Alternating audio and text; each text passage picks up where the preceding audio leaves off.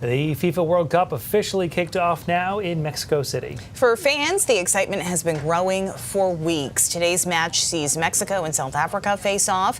There will be more than 100 games in total across North America. The USA team begins play tomorrow. That'll be in Los Angeles against Paraguay. And while there won't be any matches played here in Maine, Boston, we know, will host some later this month. Maine's soccer community will still be able to watch from the sidelines. There are watch parties happening all around the state. Many soccer fans in southern Maine gathering at one of their favorite bars, the Portland Zoo. That's where we find Bailey Cornick. Hey, Bailey.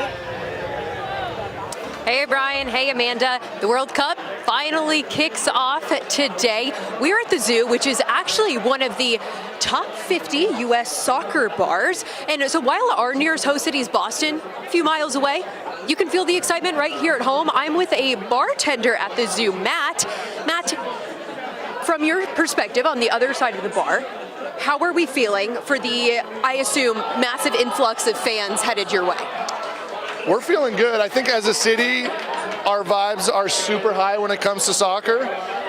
So the infrastructure in the city has been getting better and better for it. And I think as a bar here, we've been playing soccer for 6 years.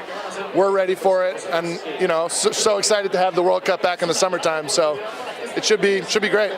And like you said, Portland has kind of turned into a soccer city. What's it like working at a soccer bar at a time like this? I think it's a little bit unique working at a soccer bar in America versus working at a soccer bar elsewhere in the world, because you have all the fans intermingling. That being said, Americans generally are very nice and welcoming, so there you have the traditional banter, but it also is finished with a nice touch of the niceties.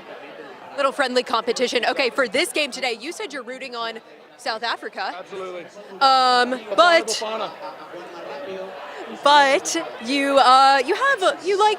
like Mexico's team. Absolutely. I think Mexico, they have a really good chance of getting out of their group. I support Mexico, if I'm being quite honest, over the U.S. this year. So definitely rooting for Mexico as well, but I also just love South Africa and Bafana, so here we go. All right, we love it. We will check in with you guys in another hour or so. Back to you. Bailey Cornick live in Portland tonight. Thanks, Bailey. Well, Maine's soccer culture growing rapidly, as she mentioned, and sports radio personalities are noticing the energy. Yeah, Jeff and Taylor Mannix host Middays with Mannix and Mannix on 96.3 The Big Jab, and recently they expanded a weekly segment called Football Focus. They say fans are curious to learn more. I mean, we get calls all the time saying how it's inspired them to listen and watch soccer because they had no idea what we were talking about.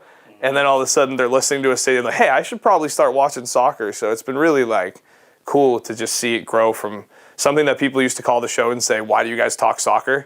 To now really embracing Jeff and I doing this. So it's been awesome. And I mean, the Olympics come around every 4 years and everybody gets really invested into that. And this is like soccer's equivalent. And they say this event is bigger than the Olympics. And in essence, it is. You can listen to Football Focus Tuesdays on 96.3 FM or thebigjab.com.